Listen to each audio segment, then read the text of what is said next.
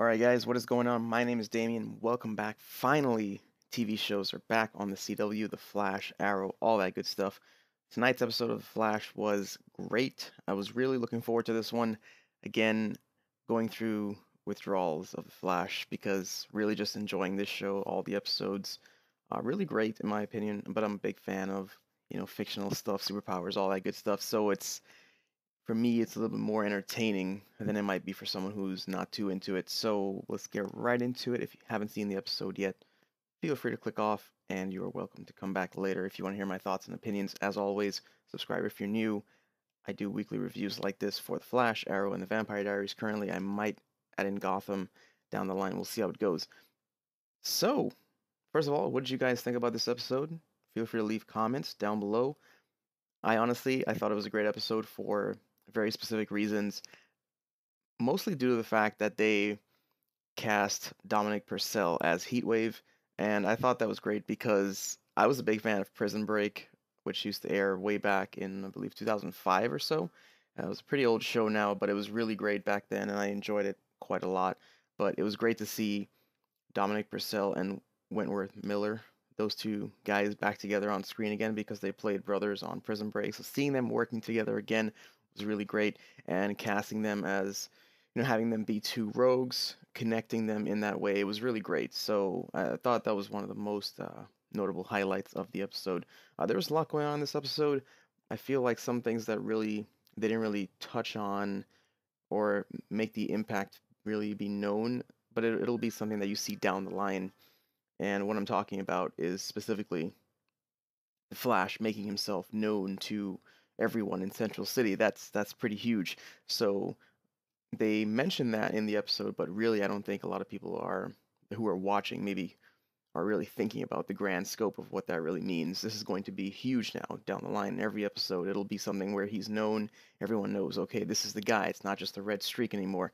So I was really excited for that. I thought that was great, and overall special effects really good. It's amazing to me, the Flash. I always say this: low budget show like this, it's not something that it doesn't even have the kind of budget that like Gotham has. It's not going to be a blockbuster movie or like Man of Steel special effects or anything like that, but it's really, really good. It's surprisingly good. So I've been enjoying the episodes a lot.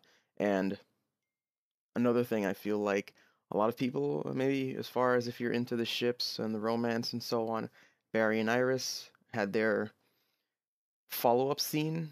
I think is that's the best way to describe it because there really wasn't much, but it's really awkward between the two of them. And I have to say, Candice Patton, she did a great job of selling the fact that she was just not comfortable. I was uncomfortable watching the scene. I mean, it felt like it was good. So I want to see how they build on that. What are they going to do down the line with these two characters? Because she's moving ahead with her plans with Eddie. And again, he is going to be the Reverse Flash, and Harrison Wells is going to be another Flash. I mean, there's a lot of confusion going on here, and I'm not going to get into all of that because it's really, really a lot of speculation and again, pulling from the comics, and who knows what they're going to do. But Harrison Wells and Eddie Thawne are going to be Reverse Flash characters. One is going to be Professor Zoom, one is going to be the Reverse Flash. Anyway, that's that's how it's going to go down in my opinion. But we'll see what happens. I just know that Eddie Thawne will definitely be a Reverse Flash for sure. It's great. So good episode. Can't wait for next week.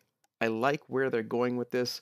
Again, Captain Cold, his character played by Wentworth Miller, he does a great job. And for some reason, I always have trouble saying his name, Wentworth. Every time I try to say it, it just doesn't roll off my tongue properly. I have to be conscious or self-aware that I'm about to say it. It's the weirdest thing. So where is his character going to go? Again, they are limited by budget, but I would really, really be amazed if they could do something the way Arrow did it with Deathstroke, with Manu Bennett. If they could bring him on as a regular, he could be a villain, kind of getting a mass, plan together like a huge scale type of city takeover, similar to what Manu Bennett did, or sorry, what Slade Wilson did on Arrow. I think that would be great. Something like that could be really cool. I know that they're going to go for another team up between Arrow or the Green Arrow and Flash again, so I look forward to that as well. But where his character is going with Heatwave. Again, at the end of the episode, you see them, you know, getting rescued by his sister.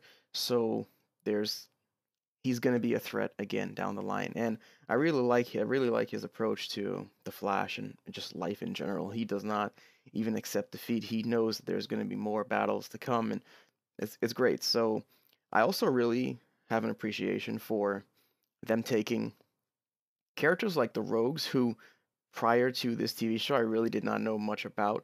Once I heard the Flash TV show, or once I saw Barry Allen on Arrow, and I knew that this show was officially going to happen, then I started to kind of, read up a little bit on the important characters in the Flash's universe, and I saw these rogue characters, and I really didn't think that much of them. They just seemed like really minor guys.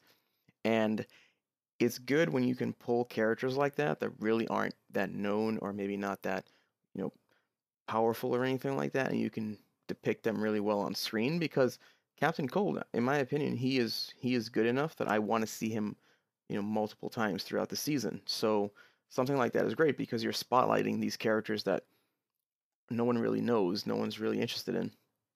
And the same thing can be said about Green Arrow on Arrow, because that, on the Arrow TV show, before this show started, Green Arrow was not that popular. He was always considered a second-rate Batman. So, hats off to the producers, the writers, for doing what they've done with the Flash and Arrow, because they have really connected these universes. They've brought some lesser known characters to life and given them a lot more, popularity, fan base, and overall just appreciation. So, because there's a lot of good material here. Harrison Wells, to get back to this episode, he was not as, I wouldn't say he wasn't invisible, but he was taking a back seat. He's going to be a subtle influence, I feel like, in a lot of the episodes that are not really about him.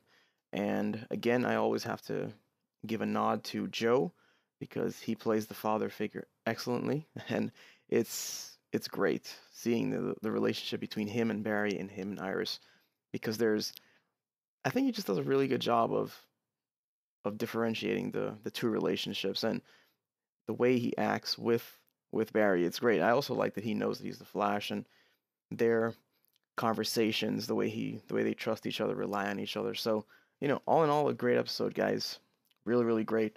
Looking forward to next week's episode and every week after that. One thing that the Flash, I feel, is doing is what Smallville was doing in its first year, and that's really just depending a lot on these random villains that have, like, powers that are kind of not that big a threat. And it's understandable why they have to do that. It's not gonna, take away points from them.